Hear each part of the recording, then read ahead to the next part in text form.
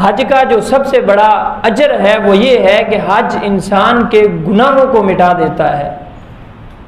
مسلم شریف کی روایت ہے، حضور صلی اللہ علیہ وآلہ وسلم ارشاد فرماتے ہیں، من حج للہ، جس بندے نے اللہ کے لیے حج کیا، صرف اللہ کی رضا کے لیے، اس لیے نہیں کہ واپس پلٹ کے آؤں تو ساری زندگی لوگ مجھے حاجی صاحب ہی کہتے رہیں اور نام کے ساتھ حاجی صاحب لکھا جائے گا، تو یہ نہیں، فرمایا کہ جس نے حج کیا فقط ایک ہی نیت ہو، للہ، اللہ کے لیے ہو۔ اور یہ بھی ویسے ہمارے یہاں ٹرینڈ بن گیا ہے،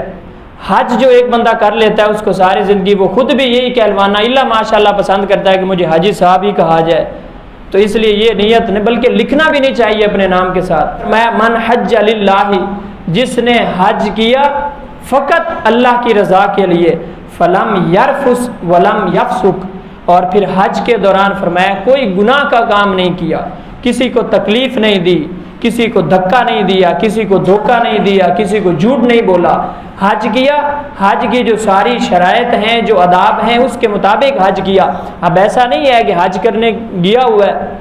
یہ تو موٹا تازہ ہے، کڑیل نوجوان ہے، تگڑا ہے، اب یہ چاہتا ہے کہ میں حجر اسود کو بوسہ دوں، تو یہ دو چار بوڑھوں کو ادھر دھکا دے کے پھینک دے، دو چار کو ادھر پھینک دے، ایک دو کو پیچھے پھینک دے اور بڑھتا ہوا جا کے حجر اسود کا بوسہ لے لے، تو یہ اس کی عبادت نہیں ہے، الٹا اس کے لیے وبال جان ہے۔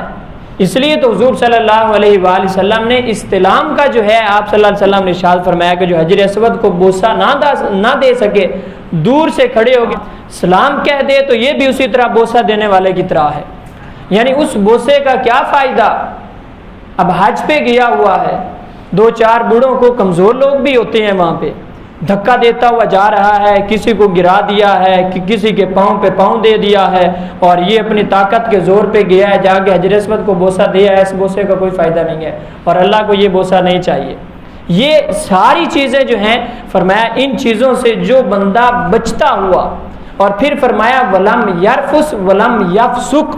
کوئی گناہ کا کام بھی حج کے اندر شامل نہ ہو۔ اور اس کے اندر پھر بڑی چیزیں آتی ہیں کہ حرام کی دولت سے حج کرنے چلا گیا ہے تو کاہے کا حج ہے وہ؟ کسی کا پلاٹ ہتھیایا ہوا ہے، کسی کے گھر کے اوپر قبضہ کیا ہوا ہے،